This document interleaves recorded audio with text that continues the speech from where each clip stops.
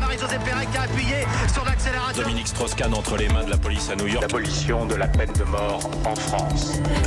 C'est la toute première conférence internationale aujourd'hui sur la santé publique en Afrique. Bonjour Pauline Jacot. Bonjour à tous. Plusieurs chefs d'État doivent intervenir, les présidents rwandais, congolais, sud-africains.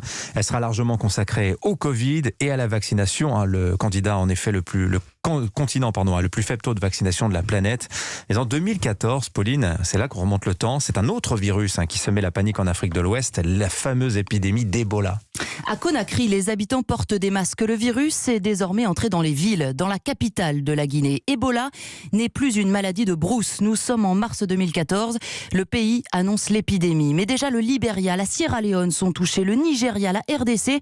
Les morts se multiplient. La peur s'empare de la région. Gwendoline de Bono est l'envoyée spéciale d'Europe 1 à Monrovia, la capitale du Libéria.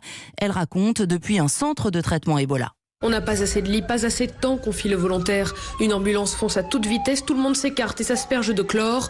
Ici, Ebola contamine aussi les esprits.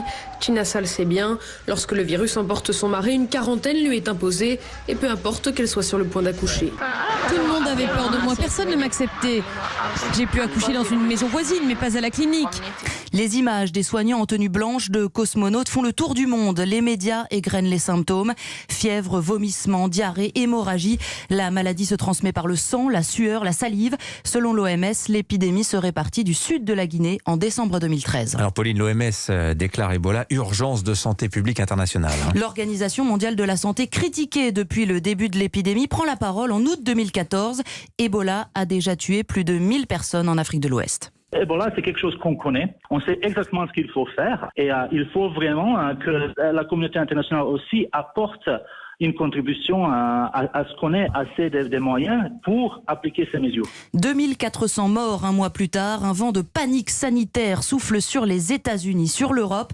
Une pétition circule parmi le personnel d'Air France pour ne plus se rendre dans les pays infectés. Bernard Kouchner met en garde. Il n'y a aucun danger à atterrir dans un aéroport moderne et aller vers un hôtel moderne aussi pour attraper Ebola. Ne stigmatisons pas les pays. Ce ne sont pas des pays parias, ce sont des pays qui n'ont pas de chance pour le moment et qui s'en sortiront. On a l'impression d'entendre la même chose aujourd'hui vis-à-vis de l'Afrique du Sud. Alors à ce moment-là, Pauline, en 2014, il n'y a aussi, disons-le, aucun vaccin contre Ebola. Non, pourtant le virus avait été détecté 40 ans auparavant dans un pays qui s'appelait encore le Zaïre en 1976. Sur les rives du fleuve Congo, les malades saignent. Ebola tue des dizaines de personnes. Retard expliqué en 2014 par Gilles Pialou, le chef des maladies infectieuses à l'hôpital Thonon. La Guinée, la Sierra Leone et le Libéria, c'est des pays extrêmement pauvres, avec très peu d'investissement international là-dedans. Je pense qu'il y a quand même 3 pays qui ont des responsabilités parce qu'ils ont une histoire avec ces pays-là. C'est l'Angleterre pour la Sierra Leone, l'USA pour le Libéria et la France pour la Guinée. Et je crois que ces 3 pays, enfin je ne veux pas donner de conseils politiques, mais ces 3 pays devraient être plus concernés par ce qui se passe là-bas actuellement. Un vaccin est finalement développé en 2015 par un laboratoire américain. Il a largement contribué à contrôler la maladie. Entre 2014 et 2016, au moins 11 000 personnes sont mortes du virus Ebola. Merci Pauline Jacot. Elle est à suivre sur Europe 1 la météo d'Anissa Haddadi.